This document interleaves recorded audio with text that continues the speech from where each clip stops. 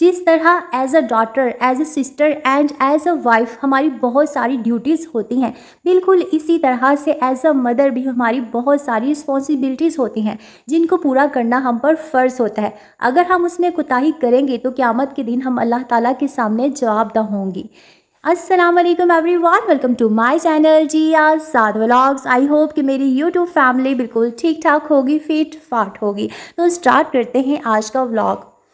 तो यहाँ पर ना ये जो है ये मेरे हस्बैंड का जो है एक ट्राउज़र शर्ट आया है क्रिकेट टीम के लिए। असल में ना वो शादी से पहले भी खेलते थे और माशाल्लाह से बहुत अच्छा वो क्रिकेट खेलते हैं, बल्कि उन्होंने बहुत सारे प्राइज़ भी जीते हैं।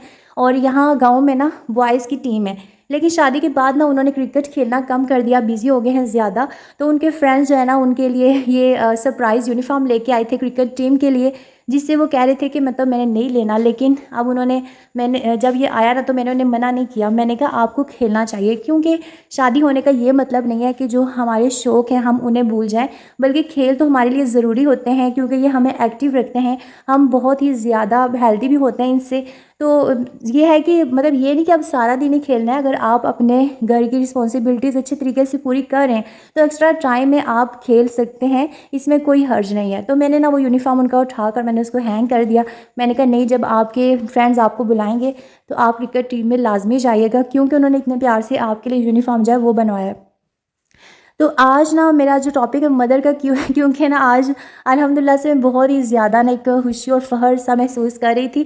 आज ना मेरे बेटे की जो बर्थडे है जो आज ना मेरे बेटे की बर्थडे है, और ना उसे पता था। एक्चुअली वो मुझसे पूछा था मामा मेरी बर्थडे कब आएगी, तो मैं उससे कह रही थी जुलाई में। तो मुझे कह रहा था कब, मैंने कहा 10 जुलाई को। उसके बाद ना डेली वो मुझे कहता मामा आज क्या है, मैंने कहा 1, फिर कहता है आज क्या है, मैंने कहा 2, फिर मुझे काउंट करके बताता था मामा इतने दिन रह गए हैं, 9 डेज़ रह गए हैं, 8 डेज़ रह गए हैं। डेली ना वो मुझसे पूछता था और इतना ना वेट कर रहा था वो। तो यहाँ पर ना आज मैं बहुत ज़्यादा थकी भी हुई थी, आपको पता है स्कूल जाना, फिर उसके बाद वापस आके लंच वगैरह करना, फिर बाज़ार भी गई कुछ काम के लिए।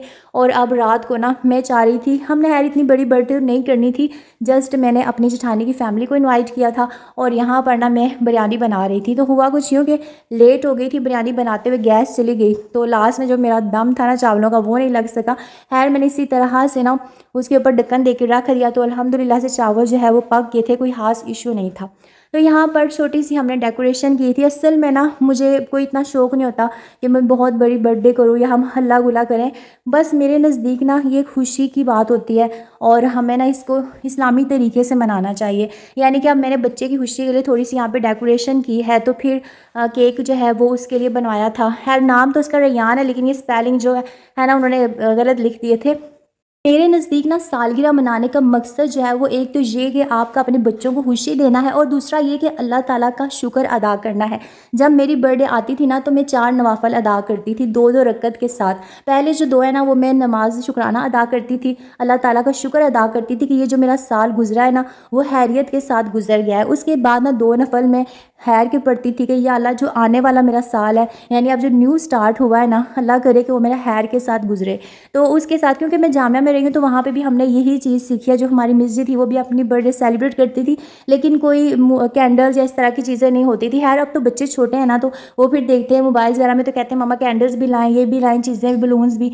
तो बच्चों की खुशी के लिए हमें करना पड़ता है, लेकिन हरगिज़ हमारी नीयत जो है वो ये नहीं होती कि हम शो ऑफ़ करें। मेरे ख्याल में तो इस तरह की छोटी मोटी जो खुशियाँ हैं ना वो सेलिब्रेट करने में कोई हर्ज नहीं, बस शर्त ये कि आपकी नीयत खालिस होनी चाहिए। आपकी नीयत ऐसी ना हो कि जो इस्लाम के मुनाफी हो। जैसे कि आजकल ना बहुत सारे लोग जो है वो शो ऑफ़ करते हैं। अगर एक बर्थडे सेलिब्रेट करता है तो दूसरे की कोशिश होती है कि हमारी बर्थडे उससे भी ज़्यादा अपर लेवल की हो जाए, कंपटीशन लेवल आ गया ना, तो ये चीज़ें जो होती हैं ये अच्छी नहीं होती।